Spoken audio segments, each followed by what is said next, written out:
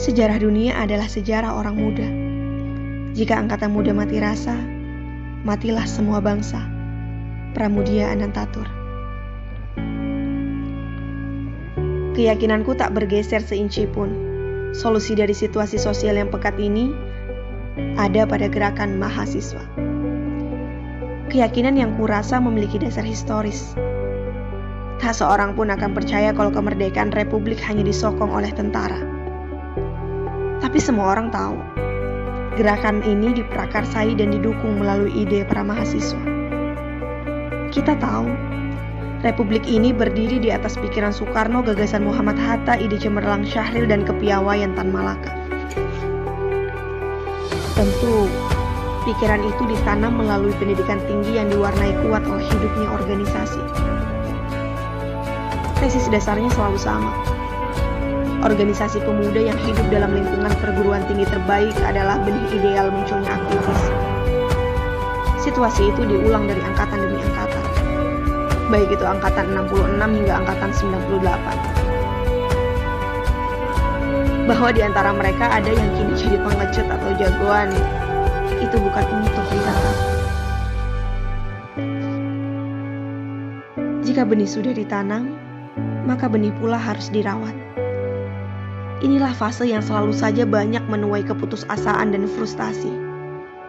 Situasi dan budaya kampus yang terus mengawasi tiap upaya membangkitkan kesadaran kritis adalah tantangan paling dekat. Berhadapan dengan persoalan itu, kita memerlukan kader militan.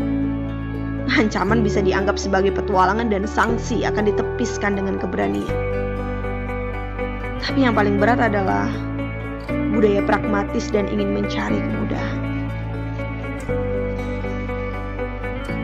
Toh, tak selamanya sejarah gerakan mahasiswa dikenang dengan takjub dan kagum.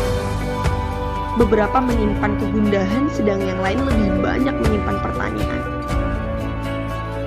Memang, aktivis bukan sosok pegawai yang dapat ganjaran jika bekerja loyal. Aktivis juga tak bekerja karena ada popularitas di balik sana. Seorang aktivis lebih mirip pribadi yang dilukiskan dengan sederhana oleh Chun Tai-in.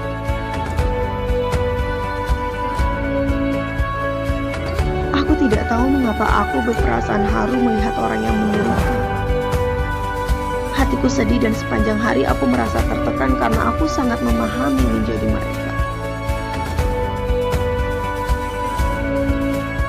Dirinya selalu menautkan dengan derita yang dipanggul oleh mereka yang kalah dan tersingkir.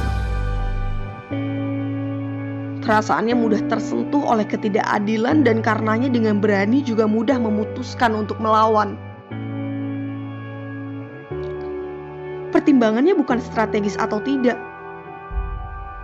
tapi seberapa jauh tindakannya akan meneguhkan sebuah sikap. Sikap yang tak menyerah, kompromi, dan kalah. Bahwa kebenaran tak pernah bisa luka jika para pejuangnya tidak menaruh dan membawakannya dengan sembarangan. Kebenaran tak bisa kompromi, bahkan pula tak bisa mudah dicampur baur dengan kebatilan.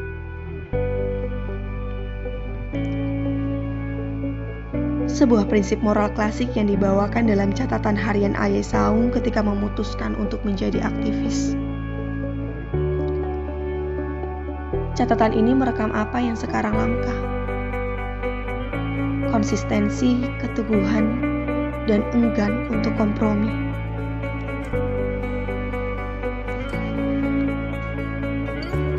Menimbang apa yang sudah terjadi, kita bisa memahami. Perjuangan gerakan mahasiswa tak pernah ada kata putus. Biarpun ada pengkhianat, para penakut, dan mereka yang sudah tak lagi percaya. Tapi mahasiswa tetaplah berdiri dengan idealismenya. Sebuah sikap yang lebih menunjukkan campuran antara rasa percaya diri, tak mau tunduk, dan ingin mengubah. Walau ada yang sedikit takut dan bingung, tapi suara kaum terpelajar itu tak pernah mampu diredam. Suara itu bukan lahir karena doktrin, tak pula muncul karena penindasan. Tapi suara itu hadir karena keadaan sosial yang pengap. Suara itu ingin menembus kabut gelap kekuasaan ketika semua omongan penguasa dan politisinya tak pantas dipercaya lagi.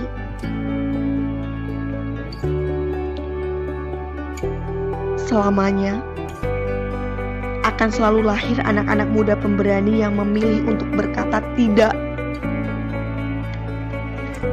ketimbang pikir-pikir dulu.